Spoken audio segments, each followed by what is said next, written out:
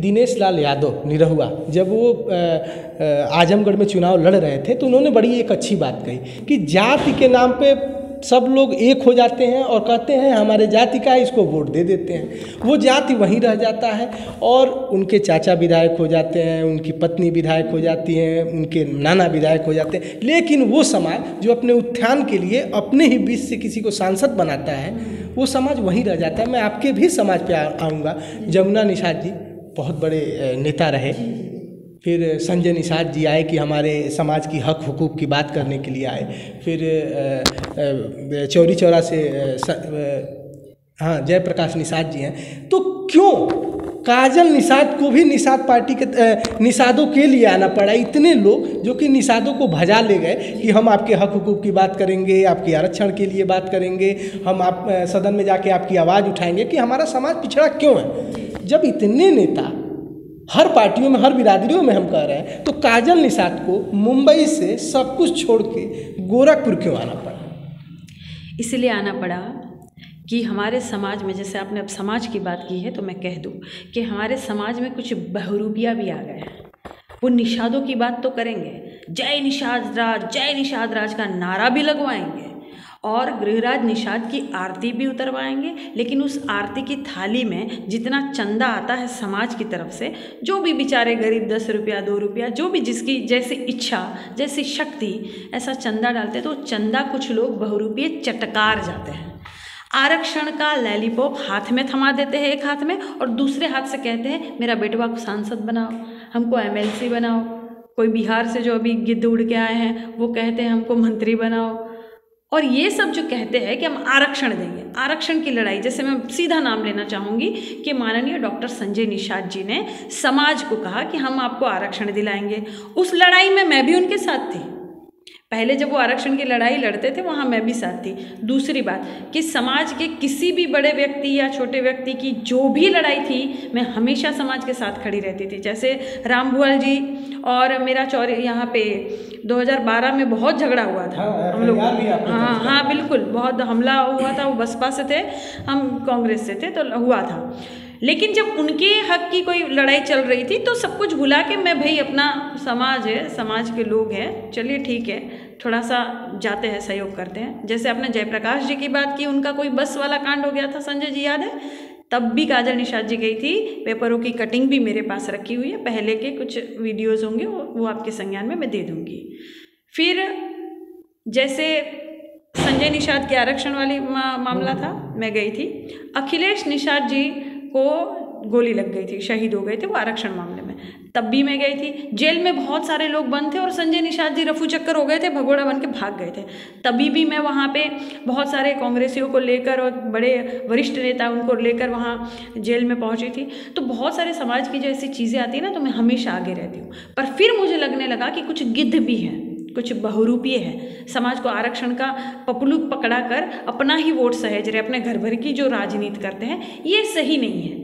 और जो माननीय मंत्री जी आए थे, कहा कि फूलन देवी जी की मूर्ति हम लगाएंगे। फूलन देवी जी की मूर्ति तो नहीं लगवा पाए। सक्षम महिला, दुर्गा महिला समाज की, उनकी मूर्ति नहीं लगवा पाए, तो साधारण महिलाओं की लड़ाई। उन्होंने कहा कि हमने बिहार में जिस तरह से मल्लाहों को, निषादों को हक दिलाया और जिस तरह से कॉन्फिडेंस से आगे बढ़ के अपने हक हुकूक की बात कर रहे हैं, उसी हक हुकूक की बात करने वो यूपी में आए थे। सन ऑफ मल्लाह कहे जाते हैं मुकेश सहनी। मुकेश जी को ही मैं कहना चाहती हूँ कि बिहार में मल्लाह, केवट, माझी, मझवार, कश्यप, निषाद समाज के लोग नहीं है क्या? है ना? तो वहाँ क्यों नहीं आरक्षण दिलाया? वहाँ क्यों नहीं आरक्षण दिलाया? अब यहाँ आए हैं यूपी में आरक्षण दिलाने। आरक्षण देगा कौन? सरकार जिसकी है वो देंगे। तो केंद्र, यहाँ केंद्र में भी जो है वो भाजपा है, यहाँ राज्य में भी भाजपा है, और भाजपा के साथ ही इन लोगों का विलय है, तो आरक्षण तो यही लोग देंगे ना। तो समाज के हाथ में तो लैलीपॉप है, तो फिर आरक्षण कहाँ है? तो क्यों झूठ बोलने का काम करते हैं? आरक्षण मुझे दो, नहीं तो ये तुम्हारा ये जो पद है तुम्हारा, उसको मैं त्याग देता हूँ, ऐसी बातें क्यों नहीं करते हैं मुकेश सहनी जी और माननीय डॉक्टर संजय निषाद जी?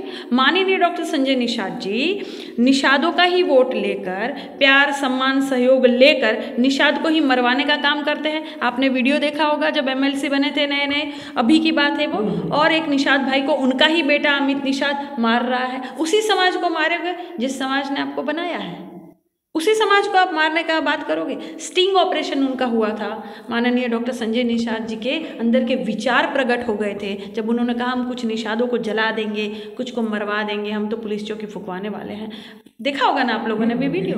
फिर वो अंदर के विचार है ना, हमें तो पैसे से मतलब है, पैसे दो पद लो, और सदस्यता ग्रहण करना है निषाद पार्टी में तो भी पैसे भरो। और कुछ ऐसा मतलब ऐसा चुटकुला सा एक कार्ड दे देते थे कि ये जो कार्ड है वो संसद भवन के अंदर जाने का जो है वो टिकट है, पास है, ये कार्ड को रखो, लेमिनेशन करके रखना, ये कार्ड तुम्हें बहुत काम आएगा।